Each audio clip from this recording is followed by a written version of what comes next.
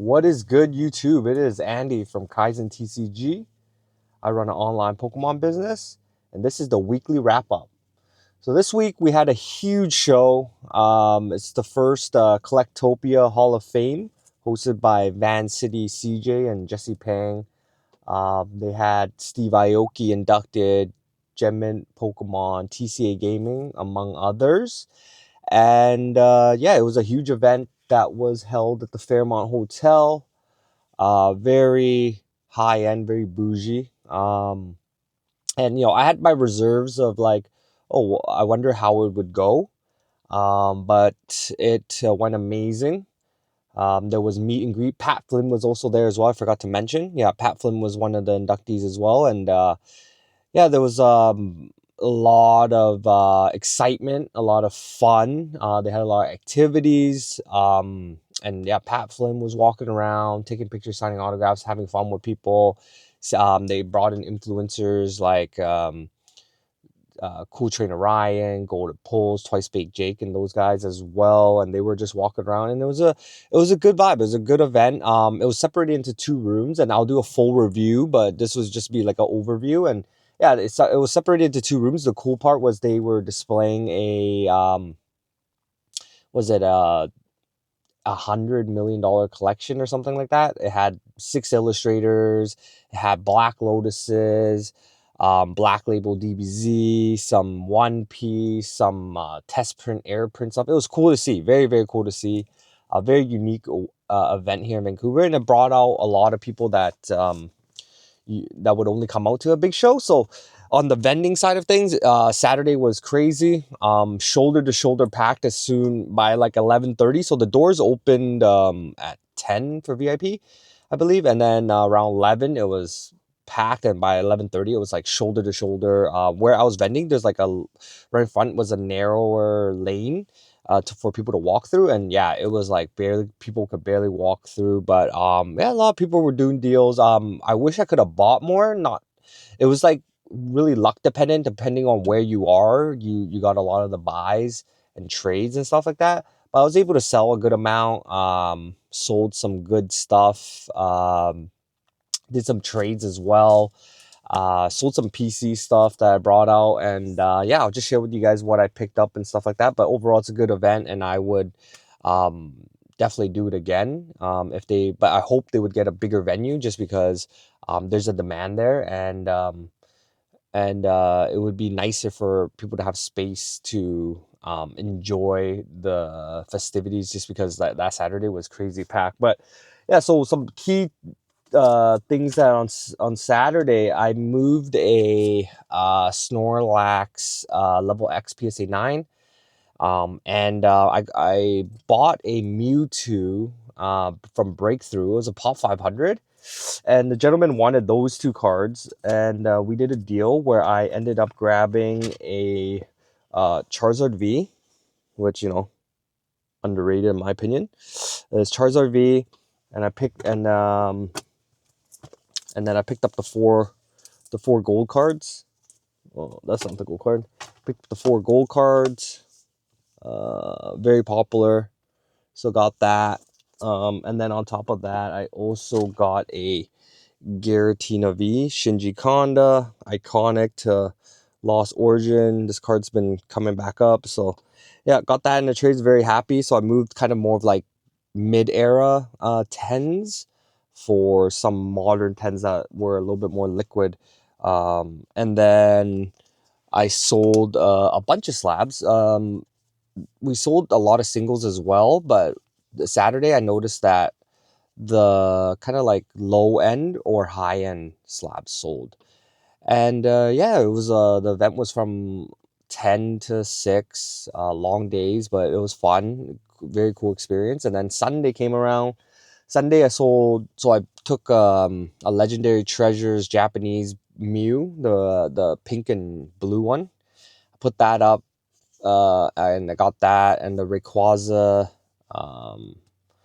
the Rayquaza from Ancient Origins from Japan, Bandit Ring it's called. Sold those along with the Gardevoir from Generations. So those went, one went to a collector that I know. She's a Mew collector, so she picked that up.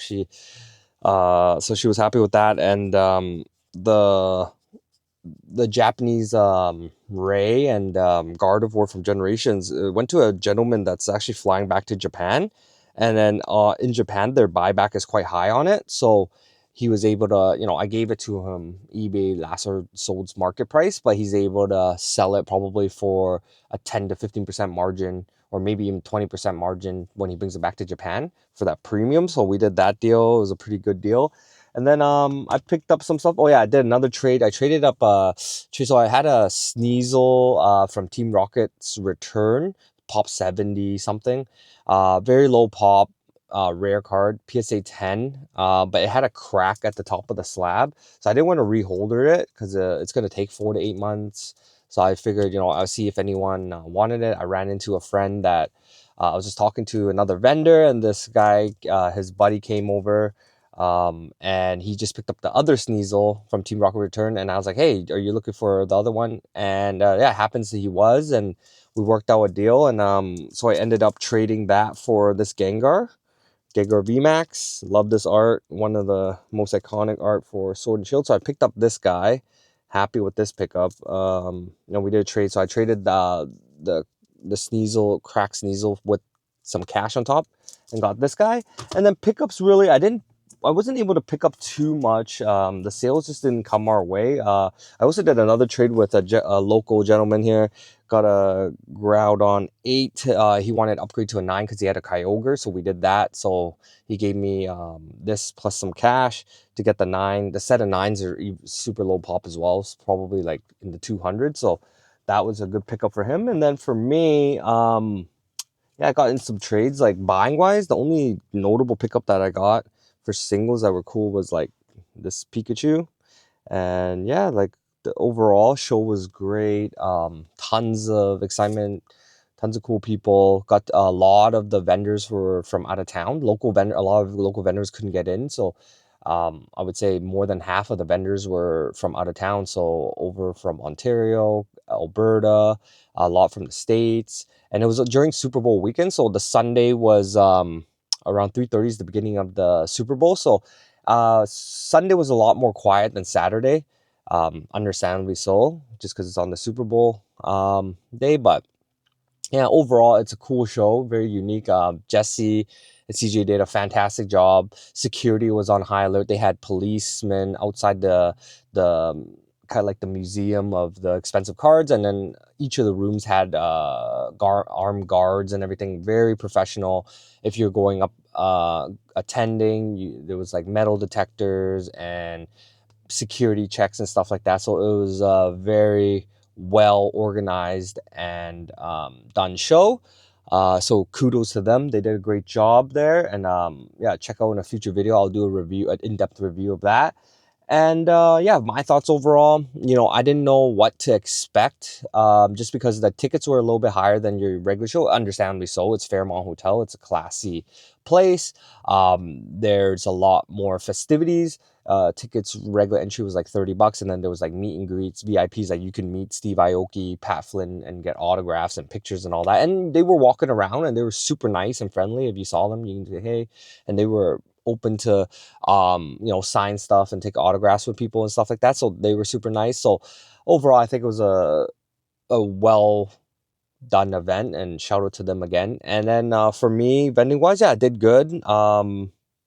Probably better than expected, but I noticed that singles, some low end stuff sold, but like people were chasing their grails at the show. Like I was talking to people, they're like, hey, like the local shows, they see me all the time. It's always the same vendors and stuff like that, and people usually grab like the low to mid stuff. But at the show, it was either they're just grabbing binder completion stuff, or they're chasing grails. So they've been waiting because they've been announcing the show for a few months, and people have been waiting to get that grail card or grail chase. The vendors had crazy stuff. You got ponchos everywhere. You got Japanese grails, English grails. The coolest thing I saw was the Kyogre and Groudon PSA 10. That was probably the coolest one from was that Ruby Sapphire? Yeah, that was insane. Team Magma Aqua, right? I think it's Team Magma Aqua. That's what it was.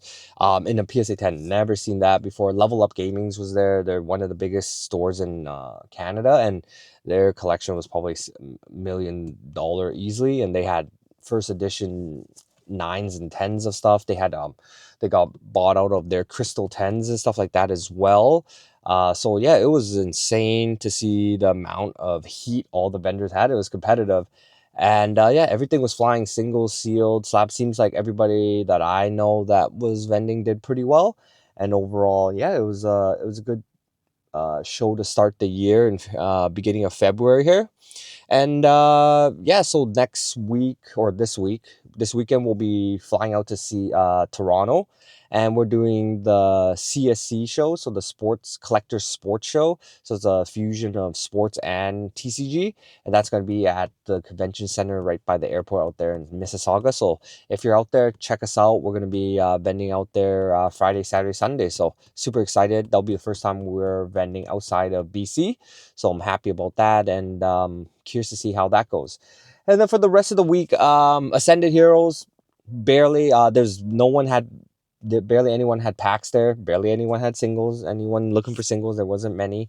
And yeah, it's continued to be scarce. Couple more weeks is going to be the ETB and 2-pack release, so there should be more supply hitting the market. But just expect that price is going to remain high. It's going to be very hard to get products. There's going to be lineups to get products. There's going to be bots hunting down the websites for products. And yeah, prepare if you're going to stores to line up in advance, and just limited quantities, maybe one per. um, and it's a strong set. It's going to be a fun set. The cards are going to remain quite high for a while, just because there's just not enough supply for the demand. It's a really, really strong set, so a lot of people are excited to open it. A lot of people haven't even got a chance to open it yet, so this is going to be their chance coming up in a couple weeks. And then here in Vancouver on that Sunday, I was already at the venue. They did a Costco drop in the morning for the Chargers UPC. So you guys in the States, you guys already got yours most likely. But here in Canada, they just dropped. And yeah, it sold out pretty quick. People were able to loop or whatever, and they brought their family, and they're able to grab 10, 20, 30 of them or whatever. That's what I heard.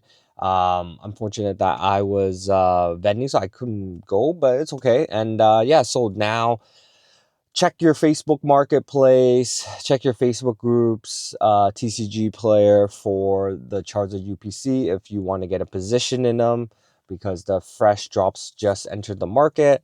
It seems like they're charging $20 to $30 more than the price of purchase, which is fine. Cost of them going out there, taking their time to go get it. So yeah, if you want a position in that, I would definitely take a look at it. And even if you just want product to rip, it's a good product to rip. The promos are awesome.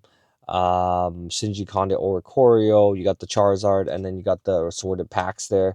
The playmat's nice too. So I think even to rip or to hold, to buy some to invest long term, I think is not a bad idea. Just like the previous Charizard UPC, the one with the 3 Charizard promo. Yeah, those were cheaper than the Phanstmal one, but though, yeah, those are cheap for a while. And just kind of be mindful that, like, if you're buying it, you'll be sitting on it for a little while before it appreciates, because who knows, they might do another wave of reprint at Costco's, we don't know. But as it dries up, you should start seeing the price tick up slowly. I don't think it's going to go crazy overnight, but I think it's just going to be a gradual grind up over time. And it's good. It's a good product, good packs. You got Destin, which Destin is going absolutely crazy. Destin was going crazy at the show. People were buying out bundles and ETBs and booster boxes. And then Surging had that reprint at Pokemon Center, so they had or maybe they found more stock, I don't know. But Pokemon Center dropped some Surging, and they made you grab like some battle decks or something. So Surging might just stay stagnant for a little bit, but I think it's an underrated set. The Pikachu is very hard to gem, like 30% or something, 30-40%. So and it has the Latias, Milotic, so those 3 are carrying that set. It's a cool set. And yeah, that might be a buying opportunity as well, as people get their Pokemon Center release. They might sell it for cheap, and you can get a position in that if you're interested in. Because I feel like right now, yeah, Prismatic ETBs if you can get a good deal, surging, and these charges UPCs. Those would be the plays that I'd be looking at if you want to get in position for investing. Otherwise, yeah, everything's kind of higher right now. The older SV stuff is in the 230s to 300, like SV base and stuff like that. The new stuff is just too new. They're probably going to reprint more. Phantasmal's back up to 300. So I think those three would be my top picks, especially the hot off the press that they're just being reprinted. So people are going to look to offload. So it'll be abundant for a little bit, for a couple weeks maybe, and it'd be a good time to grab those. So yeah, that was just a that was the weekly wrap up. And yeah, I appreciate you guys checking out the video. If you do enjoy the content, please like, comment, and subscribe. What did you pick up? Did you guys pick up anything this week? And were you able to get any Ascended Heroes? Or are you from Vancouver and did you check out the show? If you did, drop it in the comments. I would love to hear it. Take it easy, guys. Appreciate you guys. Peace.